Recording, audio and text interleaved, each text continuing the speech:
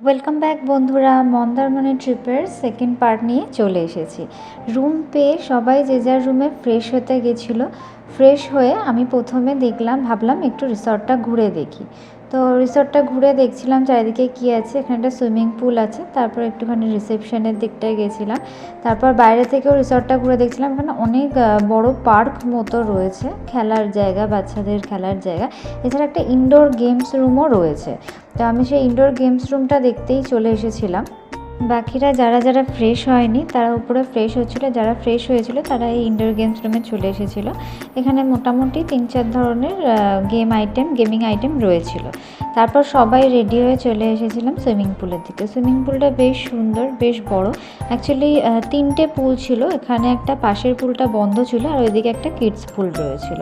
তো আমরা সবাই মিলে খুব আনন্দ করছিলাম সুইমিং পুলে মোটামুটি আমরা 3-3.5 ঘন্টা ছিলাম। দেখতে দেখতে বিকাল হয়ে গেছিলো অলমোস্ট।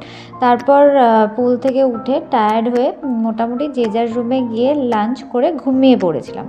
ঘুম থেকে উঠে আমরা বিকেলবেলায় চলে এসেছিলাম সমুদ্রের ধারে। আমাদের রিসর্টটা থেকে এরকম ডিরেক্ট বিচের এন্ট্রি ছিল।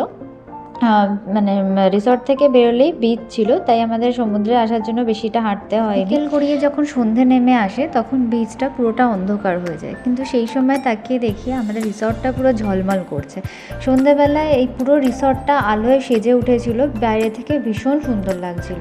তাই আমরা ভেতরের দিকে চলে গেছিলাম। গিয়ে দেখলাম রিসর্টটা আরও সুন্দর লাগছে ভেতর থেকে। চারিদিকে লাইট দিয়ে ডেকোরেশন করা রয়েছে।